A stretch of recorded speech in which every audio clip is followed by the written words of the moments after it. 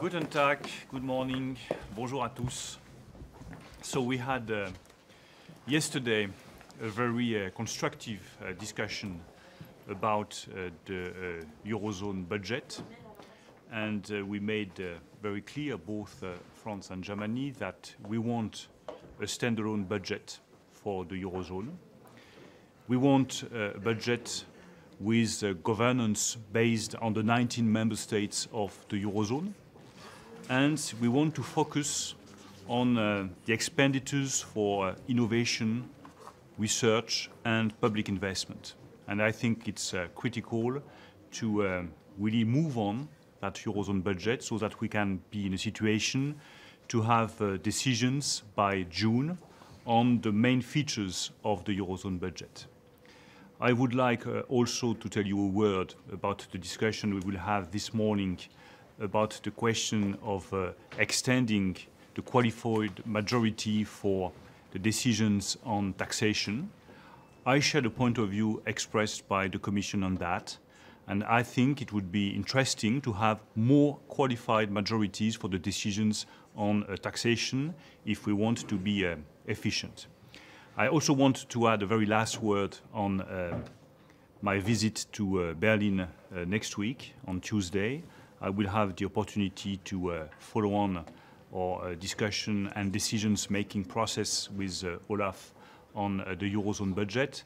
I also will have a very important meeting with Peter Altmaier on the question of industrial policy. And I want to be very clear on that. We need a stronger European industrial policy. We want to build with Germany some very concrete proposals. I think that we have to take all the consequences of what happened with Alstom Siemens. We need, on the one side, to change the competition rules so that we will be able to build European industrial champions, but we also need more investment in key technologies. I mean, for instance, artificial intelligence. We all know that if we want to remain in the race, in the economic race at the international level in the 21st century, we need to invest far more in artificial intelligence, in other sectors too, and we want to do it hand in hand with Germany. Der Kollege sagte gerade, er ist für ein Mehrheitsrecht, wenn ich ihn richtig verstanden habe. Sie auch bei der Steuerfrage? First, I'm very happy that we are now at a stage where there is a good process, to convince others about the necessities, especially forming a Eurozone budget. Today and yesterday, there was a new chance and opportunity to discuss questions like this, and I think there is a good chance that we will be successful in summer this year. And in the end, it will be something which is a solution which is supported by all the members involved into this process. But we are now at a stage where there is a more calmful debate. Anyone is looking at the opportunities coming from that, and so this is the right thing and the right stage for this discussion. Second, I think there is a need for some improvement in the decision-making process in the European Union. As you know, for a very long time I supported the idea that we should have a qualified majority vote, especially on questions on foreign relations. The foreign minister is working very hard to get an agreement about that question, and this is a right approach. And this is the same with the questions on taxation. It is not any question that has to be decided on the European level. It's some questions where it makes sense, but we have to define them and we have to find out where this could be. And so I think it's useful that now the Commission took their right to start a debate. I'm sure it will not. We will not find a consensus today or in a very short time, but it is right to start this debate because this is the only way where we can fight against arbitration and all the things which are really difficult if we form a European Union that is strong enough to deal with the questions that are important in the world. And if we, for instance, look at industrial policy, if we look at the financial sector, the banking union, and if we look at the chances to develop our societies, we know that we have to cooperate in those questions where common solutions are the better ones. And so it makes a good sense to discuss about this question. Last point, I'm very happy that we are now discussing about industrial policies in our countries, but also in the European Union, having champions that are active and successful in the global market that are newly built is of high importance for all of us. This is on the one hand the question how we could combine forces of certain companies that then are able to compete with big competitors somewhere else. And it is the basis for having an open market where we are able to compete at other places and other companies from abroad are able to compete in our market, which is how we understand a global economy.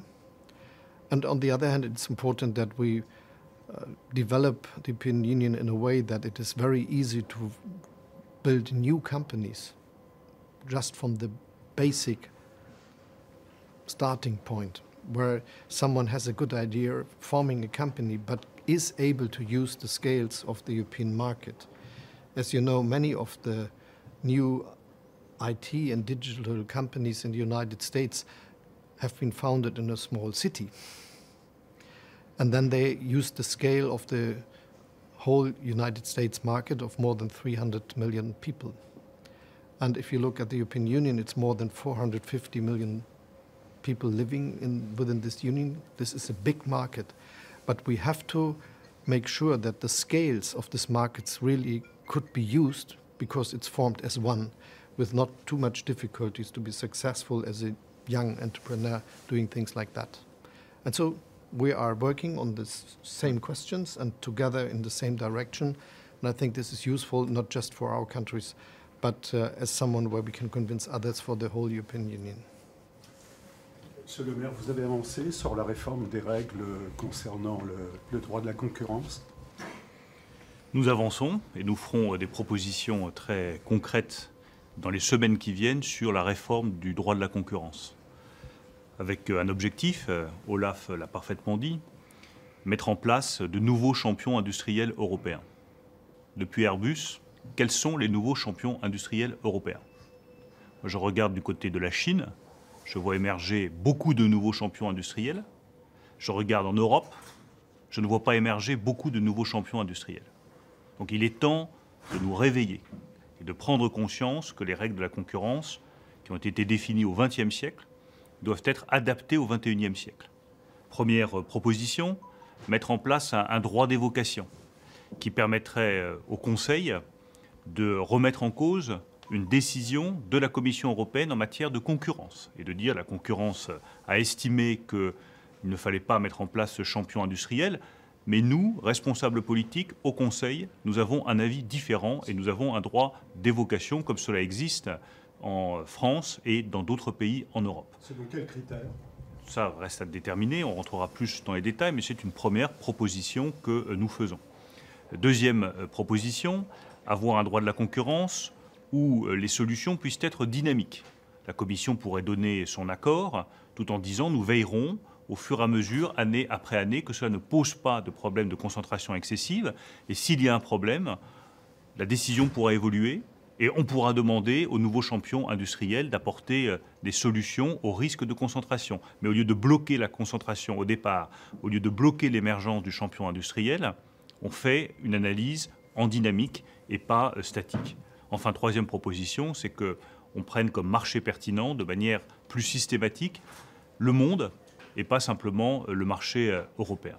Je crois que toutes ces propositions, elles doivent nous permettre de construire, comme Olaf Scholz l'a indiqué, de vrais champions industriels capables de résister à la concurrence américaine et chinoise. J'ajoute juste un mot sur la question de la politique industrielle, parce qu'il faut à la fois réformer la politique de la concurrence, mais mettre en place une politique industrielle beaucoup plus ambitieuse. Il faut que l'Europe se réveille. Il est temps que l'Europe se réveille et qu'elle comprenne que les évolutions technologiques vont très vite et que si nous voulons rester un grand continent économique au XXIe siècle, il faut que nous investissions massivement dans l'intelligence artificielle et dans les nouvelles technologies. C'est une question de survie économique et de souveraineté économique pour nous tous, pays européens. Donc nous ferons des propositions la semaine prochaine. Nous en discutons avec Olaf Scholz, nous en discutons avec Peter Altmaier. Nous sommes totalement déterminés à avancer et nous souhaitons que cette politique industrielle européenne ne repose pas uniquement sur la France et l'Allemagne, mais que tous les pays intéressés puissent y participer, apporter leur savoir-faire, leur intelligence et leurs compétences. Mais c'est un enjeu clé. Je rappelle que l'Europe a émergé comme grande puissance politique grâce à la révolution industrielle, qui a fait de l'Europe, à la fin du XIXe siècle, un des grands continents économiques mondiaux. Si l'Europe veut rester une grande puissance économique au XXIe siècle, il faut qu'elle gagne la bataille de l'intelligence artificielle et des nouvelles technologies. Mr. Scholz, I have a question in English for you on this subject, for both of you. I'd like to ask, both your governments over the last week or so have been very publicly critical of competition rules here in Europe. You both, on occasion, call for updates to what you call the 20th century set of rules. Is that now a priority for both your governments? And if it is, how quickly do you see the changes of the Commission coming? There is an increasing awareness that there is a reform necessary, and possibly there is a change of view which we need. We are very much for a competitive environment, and as we know, our companies are successful because they are successful on the global market, not just in a safe haven called the European Union. So this is not the change that we are looking for. What we are looking for that it is more easy to do the necessary steps if you want to build world champions, which sometimes is going the way that you combine companies. But the more important question, which is also on the table and which has to be discussed, is how do we get a situation where it is more easy for new companies to be successful on the whole market of the European Union. And if you look at the different rules and regulations we still have, you will find that this is quite difficult.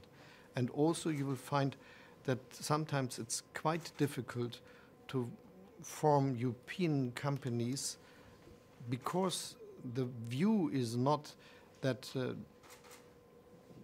being successful in a certain aspect is something that is very much looked at. For instance, if you look at payment systems in Europe, you will find that it would be very difficult to form a European payment system if you look at the regulations we have today.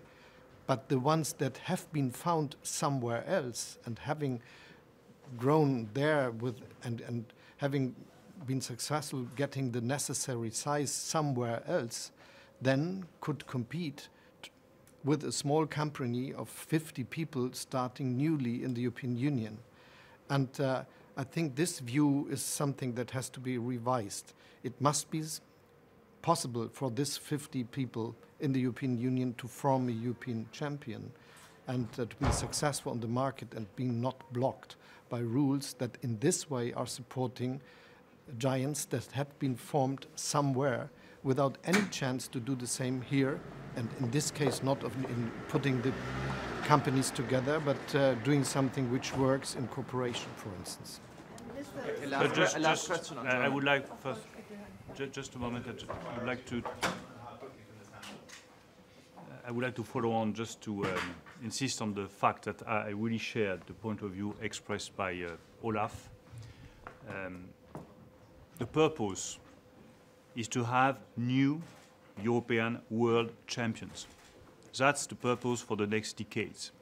And if we want to be successful and to be able to face the competition with the US and China, we need that kind of world champions, which means, first of all, a renewal of the competition rules, which have been defined in the 20th century and which do not fit the 21st century. So we will make very concrete proposals, for instance, to have remedies that will not be defined from the very beginning, but that might be added step by step, depending on the evolution of the economic situation. That might be one of the proposals that we can put on the table. The second thing which is critical is to have a very strong industrial policy. And I won't come back on that, but we are on the process of defining that new industrial policy with Germany and with other member states.